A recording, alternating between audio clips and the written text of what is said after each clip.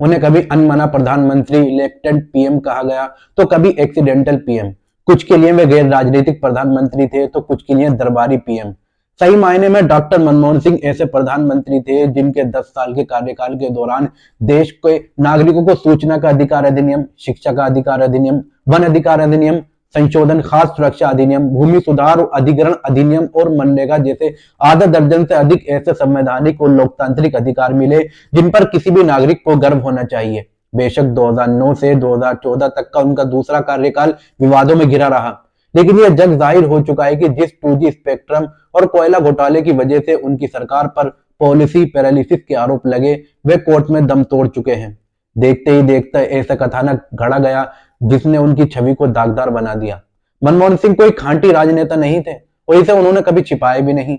आज भारतीय राष्ट्र जिस मुकाम पर खड़ी है उसमें वही मिडिल क्लास खुद को दोराहे पर पा रहा है। मनमोहन सिंह कभी जिसके चहेते हुआ करते थे, उसी मिडिल क्लास ने उन्हें सत्ता से बेदखल करने में अहम भूमिका निभाई थी, जिसने अन्ना आंदोलन को हवा दी थी। मनमोहन सिंह अर्थशास्त्री थे और उन्होंने 1972 में ही लाइसेंस कोटा राज की खामियों को पकड़ लिया था, और जब 1991 में उन्हें मौका मिला तो उन्होंने प्रधानमंत्री नरसिंह राव की अगुवाई में वित्त मंत्री रहते देश की अर्थव्यवस्था को हमेशा के लिए बदल दिया। निसंदेह उसमें खामियां थी। उदारीकरण और नई अर्थव्यवस्था ने पूरी तरह से मिडिल क्लास और उसके सपनों को बदल दिया, लेकिन उनकी पूरी योजना में समावेशी अर्थव्यवस्था का सपना था, जिसके अक्स 20 साल बाद नजर आए जब कांग्रेस अध्यक्ष सोनिया गांधी ने उन्हें अपने उत्तराधिकारी के तौर पर देश की कमान सौंपी थी। 2004 में किसी ने सोचा भी नहीं था कि मनमोहन सिंह प्रधानमंत्री बन सकते हैं। आलोचकों को यह भी लगा कि शायद उनकी सरकार कार्यकाल पूरा ना करे, लेकिन एक एक कर मनमोहन सिंह आगे बढ़ते गए। यह नहीं भूलना चाहिए कि 2008 की वैश्विक मंदी के दौरान अपना भारत थोड़े से हिचकोले खाकर बच निकला, तो उसके पीछे मनमोहन सिंह की आर्थिक नीति और दूरंदेशी ही थी। ये मनमोहन सिंह थे जिन्होंने नोटबंदी की होने वाली नाकामियों को भांप लिया था। विकास दर की जिस रफ्तार की आज नरेंद्र मोदी सरकार बात कर रही है, उसकी बुनियाद मनमोहन सिंह के कार्यकाल में रखी गई थी। इस वाक्य को इस डिस्क्लेमर के साथ पढ़िए कि मोदी सरकार ने विकास दर को आंकने का पैमाना ही बदल दिया है। उसने आधार वर्ष बदल दिया है, 2004-05 से 2011-12 कर दिया। यदि पहले वाले आधार वर्ष पर बात करें तो मोदी सरकार के कार्यकाल में विकास दर की रफ्तार मनमोहन सरकार की रफ्तार से कम ही आंकी जाएगी। मनमोहन सिंह के कार्यकाल के दौरान लाए गए जिस मनरेगा को प्रधानमंत्री ने संसद में पिछली सरकार की नाकामियों का स्मारक बताया था, उसने कोरोना और मनमाने ढंग से लागू किए गए लॉकडाउन के दौरान ग्रामीण अर्थव्यवस्था को संभाले रखा। महानगरों से रातों रात अपने गांव घर को निकले लोगों के लिए यही मनरेगा संबल बना था। आज मोदी सरकार 80 करोड़ लोगों को मुफ्त में अनाज देकर दानदाता बनी हुई है, लेकिन मनमोहन ने इस अधिकार को खास सुरक्षा के जरिए संवैधानिक अधिकार में बदल दिया था। 1927 के वन अधिकार अधिनियम में संशोधन कर 2006 में जो वन अधिकार अधिनियम FRI लाया गया, उसने जंगलों में रह रहे करोड़ों आदिवासियों और पारंपरिक वनवासियों को सम्मानजनक ढंग से जीने का अधिकार दिया।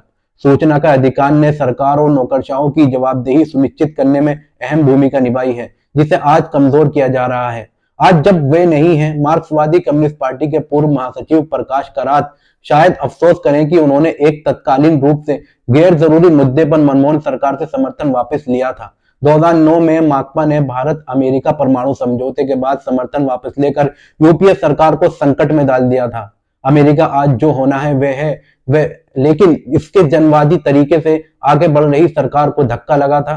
उस सरकार में लेफ्ट पार्टियां सेफ्टी वॉल्व का काम कर रही थी। मनमोहन सिंह राजनीतिक प्रधानमंत्री नहीं थे, जिसका खामियाजा उन्हें भुगतना पड़ा।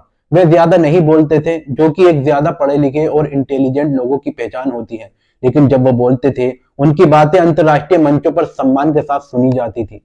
एक वाक्य को याद किया जा सकता है। 2010 में टोरंटो में G20 सम्मेलन से पहले द्विपक्षीय बातचीत से पहले ओबामा ने उनके बारे में कहा था, मैं आपको बता सकता हूं कि यहाँ G20 में जब प्रधानमंत्री बोलते हैं तो लोग सुनते हैं, इसलिए क्योंकि अर्थव्यवस्था से जुड़े मुद्दे, वैश्विक ताकत बनने की भारत की बारीकियां और आलमी अमन और खुशहाली के बारे में उनकी गहरी समझ है।